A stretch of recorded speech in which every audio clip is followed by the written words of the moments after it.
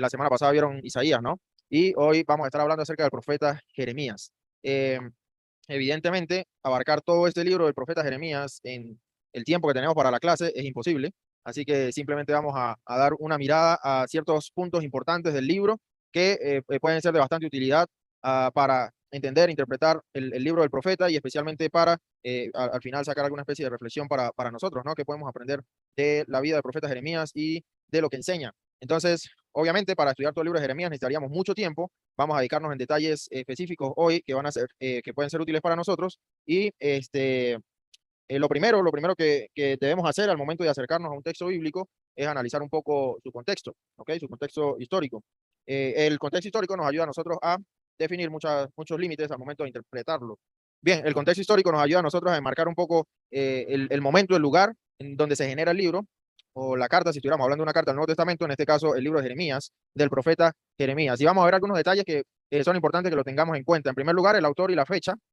Cuando hablamos del libro de Jeremías, evidentemente lleva el nombre del profeta que lo escribió, o bueno, de quien se habla en la historia. Después vamos a ver unos detalles sobre esto. En realidad, todo este libro es una compilación de poemas que escribió Jeremías, cosas que le pasaron al profeta Jeremías, y también revelaciones que tuvo el profeta Jeremías, ¿ok? Y esa compilación vino de la mano de su amanuense llamado Baruch, que fue quien compiló esto, obviamente ahí con el acompañamiento de Jeremías, pero el punto es que Jeremías es el protagonista, bueno, no el protagonista, es parte de los protagonistas de la historia que vamos a encontrar aquí en este libro.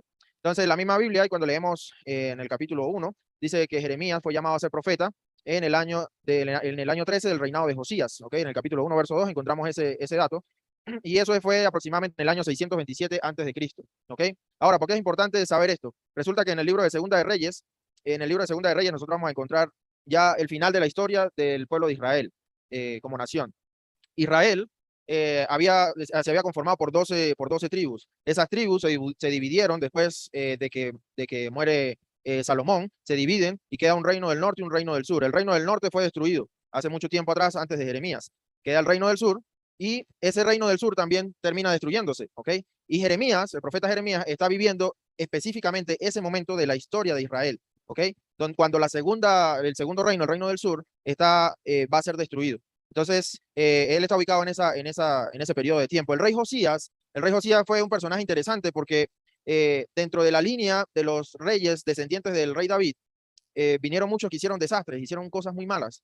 Y resulta que este rey Josías fue, por así decirlo, el mejor rey que tuvo la nación del sur, porque resulta que este hombre desde muy joven sintió interés por la ley de Dios y trató de restaurar un montón de cosas que Israel había perdido. Se preocupó por tumbar los altares a los dioses paganos a los que estaban adorando los israelitas, se preocupó por enseñarles nuevamente la ley y empezó a hacer un trabajo muy interesante. Y Jeremías vivió ese último tramo de la vida de este rey, que se preocupó porque el pueblo de Israel volviera nuevamente a acercarse a Dios, a reconciliarse con Él. Israel, recordemos que está en una relación de pacto con Dios. Cuando hablamos de Israel, debemos tener presente que Israel es una nación que está en una relación de pacto con Dios. Dios les dijo a ellos: ustedes son mi pueblo y por esa razón ustedes deben cumplir con este pacto, ¿ok? Deben cumplir con esta serie de estatutos. ¿Por qué? Porque ustedes son mi pueblo, ¿ok? Si ustedes no cumplen con esos estatutos, mi parte en este pacto va a ser que si ustedes cumplen con esos estatutos, yo los voy a bendecir, los voy a prosperar, los voy a hacer la nación más grande del mundo. Pero si ustedes no cumplen con su parte, mi responsabilidad, dice Dios, va a ser destruirlos, ¿ok? Entonces, Jeremías, en este periodo de Josías, del rey Josías, esa historia usted la puede ver en el segundo libro de Reyes, capítulo 23 al 25, va a encontrar esta historia, después vamos a ver algunas cosas de ahí, ¿ok? Entonces, Jeremías es una compilación de enseñanzas y de poesías que Jeremías le da al pueblo de Israel. Por eso ponemos aquí como destinatarios al pueblo de Israel, porque todo lo que Jeremías va a profetizar viene de parte de Dios para un mensaje para Israel. En el capítulo 1 dice el verso 10: date cuenta, le dice Dios a Jeremías, de que este día te he puesto sobre naciones y reinos para que arranques y destruyas, para que arruines y derribes, para que construyas y plantes. Estas palabras se las dice Dios a Jeremías, porque Jeremías no solamente iba a anunciar ciertas cosas para Israel, sino también para el resto de las naciones, que vamos a ver ahorita en un momento. Entonces, el pueblo de Israel, específicamente el reino del sur, estamos hablando de Jerusalén como capital, y este es el pueblo que está recibiendo el mensaje de parte de Dios. Ahora, ¿qué es importante conocer de este pueblo? ya les di algunos detalles. Uno de ellos es que este pueblo se había alejado del pacto de Dios, ¿ok? Entonces tenemos a una nación que está en relación de pacto con Dios, pero en esa relación de pacto ya ellos rompieron con su parte, ellos incumplieron su parte. Una de las cosas que Dios demandaba de ellos era fidelidad a Él, ¿ok? No tener dioses ajenos a Él, no adorar otros dioses. Y esta nación había llegado al punto de que, a pesar de que tenían el pueblo, el pueblo ahora, el templo donde adoraban a Dios, donde hacían sacrificios, al mismo tiempo, esta misma nación adoraba a otros dioses y hacía sacrificios a otros dioses, incluyendo sacrificios de niños a dioses paganos, ¿ok? Entonces tenemos una nación que ha traicionado su parte del pacto, ¿ok? Y a esa nación es a la que se le está hablando.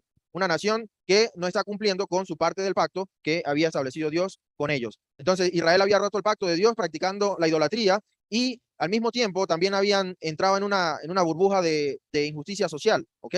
Cuando hablo de injusticia social, hablo de que dentro del pueblo de Israel, si usted vivía en ese tiempo, usted iba a ver que las viudas estaban muriendo de hambre, usted iba a ver que los niños estaban muriendo de hambre también, que los más pobres estaban siendo desatendidos, que nadie les importaba eso, simplemente cada uno luchando por lo suyo, y las viudas y los niños que en este caso dentro de ese contexto histórico no tenían ningún valor, pues eran despreciados y eran descuidados, ¿ok?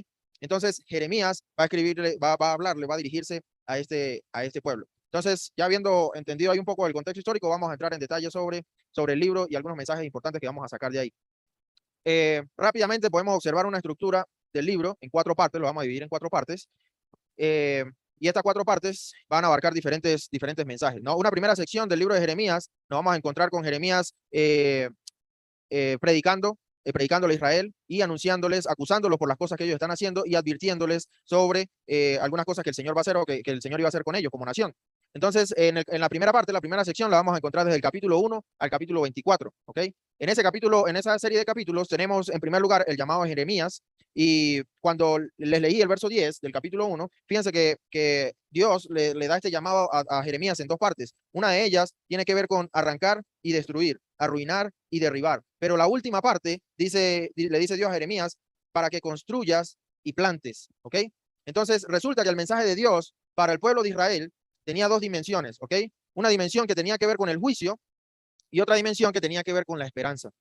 Y parece algo contradictorio, ¿no? Porque ¿cómo puede haber esperanza en medio de una situación tan catastrófica?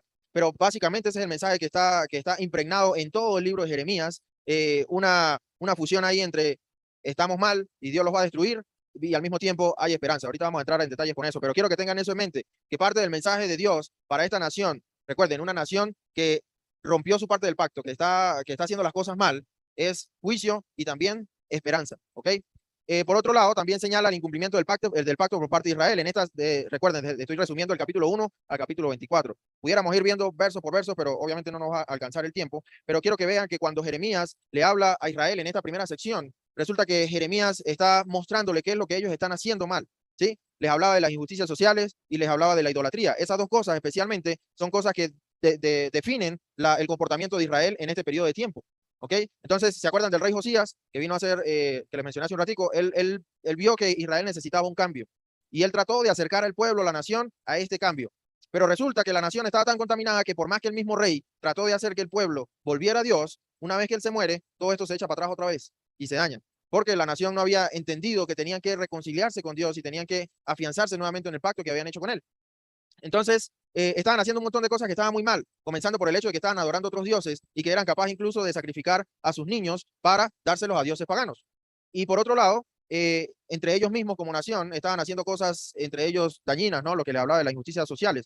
No había interés uno por los otros, simplemente la nación estaba dividida, ¿no? Por todo esto, dice Jeremías, vamos a ser destruidos, ¿ok? Vamos a ser destruidos. Eso es lo que le dice Jeremías a Israel. Vamos a ser destruidos, necesitamos arrepentirnos, estamos haciendo las cosas mal. Resulta que ellos tenían el templo donde ellos creían que la presencia de Dios estaba ahí. Y el problema con Israel es que en esta relación de pacto con Dios, ellos se sentían escogidos a tal punto de que llegaron a pensar que su estatus de elegido les daba derecho a vivir como ellos quisieran. Entonces ellos pensaban que Dios simplemente no los iba a castigar porque ellos eran su nación santa. Pero Dios les dice, no, no, por la forma en la que ustedes están viviendo, yo no puedo permitir eso. Yo voy a castigarlos, yo voy a emitir un juicio sobre ustedes. ¿Ok? Entonces, en esta primera sección, lo que más hacemos referencia es a Jeremías anunciándole a Israel que va a hacer qué. ¿Que va a hacer qué? destruido, ¿ok? Por ahí. Obviamente hay muchos detalles más que nos estamos saltando, pero quiero que se lleven eso ahorita por lo menos en mente. Bueno, ahí tenemos el 26 al 45, no puse el 25 porque el 25 es una especie de conexión, ¿ok? No lo puse ahí porque no me cabía el espacio, pero el capítulo 25, en el capítulo 25 Jeremías, si quieres, si tiene su Biblia ahí, vamos ahí al 25, solo para que vea el subtítulo ahí de la Biblia. En el subtítulo ahí nos presenta 70 años de desolación. Está aquí Jeremías, va a anunciar específicamente cómo va a ser destruido Jerusalén. ¿Ok? Y aquí Jeremías profetiza que Jerusalén va a ser destruido a manos de Babilonia, un imperio de aquel tiempo que había estado surgiendo muy poderoso, y este rey, el rey que iba a estar a cargo de esto, iba a ser el rey Nabucodonosor. Este rey va y destruye Jerusalén efectivamente, pero aquí Jeremías anuncia en el capítulo 25, Babilonia va a ser el imperio encargado de castigar a Israel y al resto de las naciones. Entonces el capítulo 25 sirve como conexión ya después de que les da la advertencia. En el capítulo 25 ya Jeremías dice, esto va a pasar y va a ser Babilonia la que va a destruir a Jerusalén. La siguiente sección, de los capítulos 26 al capítulo 45, vamos a encontrar un mensaje de juicio y esperanza específicamente para Israel. ¿Ok? Recuerden, la primera sección advierte, anuncia que van a ser castigados. El capítulo 25 nos dice que va a ser Babilonia quien va a castigar a Israel. Y del capítulo 26 al 45, un mensaje de juicio y esperanza para Israel. Parte de lo que les decía hace un rato, ¿no? Las dos cosas que van mezcladas en el mensaje de Jeremías. Del capítulo 26 al 29, vamos a encontrar a los sacerdotes, a los líderes de Israel en aquel tiempo, rechazando a Jeremías y a su mensaje. ¿Por qué rechazaban a Jeremías y a su mensaje? Porque precisamente su mensaje era, mira, vamos a ser destruidos y vamos a ser destruidos por Babilonia. Lo mejor es que nos quedemos quieticos, que nos rindamos, porque esto es inminente, esto no puede parar. El castigo de Dios no va a ser, es inevitable. ¿Ok? Entonces los líderes de aquel tiempo lo rechazaban porque decían, este es un loco, este es un vendido, o sea, ¿cómo va a decir que Babilonia va a venir a destruirnos y todo esto? Entonces, pues por ahí imagínense cómo era el problema, ¿no? Pero en medio de esto, del capítulo 30 al 33, Jeremías le anuncia al pueblo de Israel un mensaje importantísimo, y quiero que tengan esta parte bien presente, ¿ok? Jeremías anuncia el regreso de Israel después del cautiverio. Aquí le dice, mira, vamos a ser destruidos, Babilonia nos va a llevar, nos va a castigar por allá, vamos a estar 70 años en cautiverio, pero después de todo eso vamos a regresar, ¿ok? Después de todo esto vamos a regresar. Y resulta que de nosotros, entre nosotros va a venir un Mesías, va a venir un Salvador, ¿ok?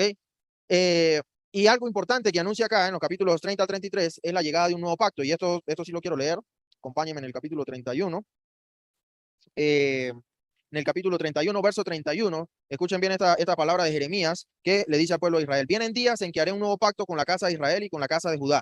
No será un pacto como el que hice con sus padres cuando los tomé de la mano y los saqué de la tierra de Egipto, porque yo fui para ellos como un marido, pero ellos quebrantaron mi pacto. ¿Ok? Esto es lo mismo que ya hemos venido hablando, ¿no? Pero fíjense que viene un nuevo pacto. Dice el verso 33, cuando hayan pasado esos días, el pacto que haré con la casa de Israel será el siguiente: pondré mi ley en su mente y las escribiré en su corazón, y yo seré su Dios y ellos serán mi pueblo. Nadie volverá a enseñar a su prójimo ni a su hermano, ni le dirá, conoce al Señor, porque todos ellos, desde el más pequeño hasta el más grande, me conocerán.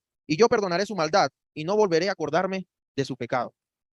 Estos versos son sumamente importantes. Obviamente todo el libro tiene su relación, ¿no? Pero para nosotros, especialmente la iglesia en el siglo XXI, estas palabras que dice Jeremías acá son muy importantes por la connotación que tienen después con nuestro Señor Jesucristo. Después al final vamos a hacer esta conexión, pero quiero que entiendan que Jeremías le dice a Israel, estamos mal, vamos a ser destruidos, pero en medio de eso, el amor de Dios por Israel y por la humanidad es tan grande que aún así Él tiene algo preparado detrás de esto, ¿ok? Este castigo no es eterno, hay una oportunidad, hay una salvación que viene detrás de esto, y para eso viene el Mesías, para establecer este nuevo pacto con Israel, en este caso con toda la humanidad. Y termina anunciando específicamente el asedio y la destrucción que iba a sufrir Jerusalén. ¿Sí? Les dice, vamos a ser destruidos, el templo va a ser destruido, todo lo que hay en el templo, eso no va a servir para nada. ¿Por qué? Porque para los israelitas el templo era sumamente importante, porque representaba precisamente Dios estaba con ellos. Y todo lo que había adentro, todo lo que había en el lugar santo, en el lugar santísimo, todo lo que estaba ahí donde ellos hacían los sacrificios, todo eso había cobrado una importancia para ellos muy, muy banal. O sea, estaba ahí, era importante, representaba la presencia de Dios, pero igual no era lo que los llenaba a ellos. Entonces, pero ellos creían que por tener eso ahí, ya Dios los tenía consentido, pues no les iba a hacer nada. Y lo que Jeremías le está diciendo es, mira, nada de eso importa. El templo que ustedes tanto y tanto creen que es importante, todo eso va a ser destruido, porque ustedes no han entendido que lo que realmente importa es cumplir con el pacto que tenemos con Él. Un pacto que estaba más relacionado con la lealtad que con los sacrificios. Obviamente los sacrificios eran parte de un proceso ritual que Dios había establecido con ellos, pero lo que Dios demandaba de ellos era lealtad, fidelidad. Por eso Jeremías y otros profetas van a hacer una comparación entre la relación de Israel con Dios como una relación matrimonial, ¿sí? O sea, entendemos que una relación matrimonial, hay dos personas que están a cargo de hacer que esa relación funcione, y algo que se espera dentro de una relación matrimonial o de pareja es que haya fidelidad, ¿sí? El hombre solamente tiene ojos para ella y la mujer solamente tiene ojos para él. Y en ese proceso pues van a pasar muchas cosas, ¿no? Pero mientras ellos se mantengan ahí amándose y respetándose ambos, pueden salir adelante. Y eso es lo que esperaba Dios de Israel. Israel no lo cumplió. Por eso dice Jeremías, ustedes compara la acción de Israel como el adulterio, ¿ok? Porque Israel fue en busca de otros dioses y en este caso irrespetó a Dios como el rey soberano, como al único a quien debían adorar y obedecer. La siguiente sección de los capítulos 46 al 51, tenemos a Jeremías anunciando el juicio y esperanza para las demás naciones también, ¿ok? Y esto es importante porque Dios dice, mira, no solamente voy a castigar a Israel por haberme desobedecido, también a todos esos pueblos que están alrededor de Israel los voy a castigar. ¿Y cómo lo voy a hacer? Voy a usar a Babilonia, el mismo imperio que va a destruir a Jerusalén, va a ir y va a destruir todos los que están al lado de él, porque todos ellos también han pecado, todos ellos también están mal, a ellos también los voy a castigar y a ellos también los voy a destruir. Y después anuncia, y el mismo Jeremías y dice, pero ¿saben qué? Eso no va a quedar hasta ahí, porque Babilonia sí fue escogida por Dios para castigar a todos estos pueblos, pero Babilonia no es perfecta, porque Babilonia también es un pueblo rebelde, es un pueblo que no adora a Dios. Y Jeremías dice, después de que Babilonia castiga a todo este gentío, pues también van a ser castigados ellos. Así que todo el mundo aquí va a llevar el bulto, todo el mundo aquí va a salir con el trancazo, ¿verdad? Así que todo el mundo está mal, todo el mundo está mal, pero aún así también ese nuevo pacto y ese mensaje del Mesías también iba a ser importante porque hay una esperanza para todas las naciones también. Y finalmente, en el capítulo de los capítulos 46 al 51, ya esta parte de la historia nos narra específicamente, ahí me pelé, sería del 52, sería el capítulo 52, la última parte. Ahí fue que copié y pegué el círculo y no cambié los capítulos, pero sería el capítulo 52. En el capítulo 52 tenemos ya la última parte de la historia y encontramos a Jeremías contándonos la historia de lo que pasó. Finalmente se cumple el juicio, ¿ok? Lo que los líderes judíos decían, este tipo está loco, no le escuchen, no le hagan caso, pues terminó pasando. Llegó Babilonia, llegó a Jerusalén, los destruyó, los volvió nada, se los llevó cautivos para allá, y esto duró 70 años, tal como lo predijo Jeremías, como mensaje de Dios. Pero aquí pasa algo importante. En medio de esta historia tan trágica de la nación judía siendo derrotada y estando en cautiverio, hay un mensaje de esperanza que está detrás de la narrativa de Jeremías. Y tiene que ver con el rey Joaquín. Tendríamos que leer toda la historia para que me entiendan bien, porque esto es un relajo aquí, esto es un relajo de reyes y la cosa, pero resulta que Josías, ¿recuerdan quién era Josías? El que quiso hacer que el pueblo de Israel volviera a Dios, ¿no? Ese rey murió y dejó a su hijo, pero su hijo se volvió loco y empezó a hacer las cosas mal. Fue a Babilonia, lo agarró, se lo llevó para Babilonia y lo dejó allá cautivo. Y puso a su tío a cargo de Israel, lo dejó ahí, y el tío se llamaba Sedequías. El tío también se volvió loco y se rebeló contra Babilonia. Entonces después fue el rey y para allá, y ahí sí fue cuando ya terminó de destruirlos completos y los mató. Pero Joaquín quedó allá preso en Babilonia. Joaquín viene de la línea del linaje de David, el rey David.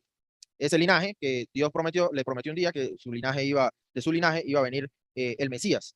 Entonces, esto parece algo irrelevante, pero cuando usted entiende esta conexión que hay entre el linaje de David y lo que va a hacer el Mesías, entonces esta parte aquí al final, que menciona Jeremías, cobra mucha importancia.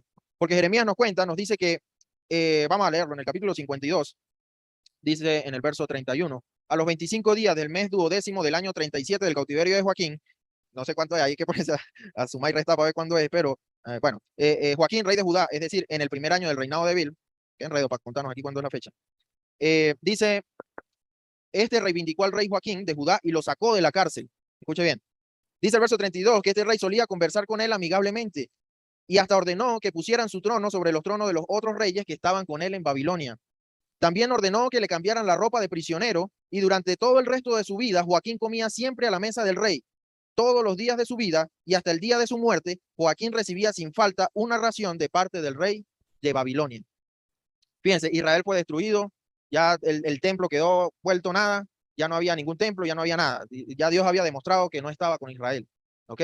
Pero aún así, en medio de esto, resulta que hay un mensaje de esperanza y el mensaje de esperanza está en esta reivindicación que hace el rey sobre Joaquín. Este Joaquín ni siquiera lo merecía porque había sido un rey malo, no había sido como su padre Josías había sido un rey temeroso de Dios, pero Joaquín no. Y aún así, a este hombre lo reivindican, lo sacan de la cárcel, lo ponen al lado del rey y este hombre recibe un trato especial.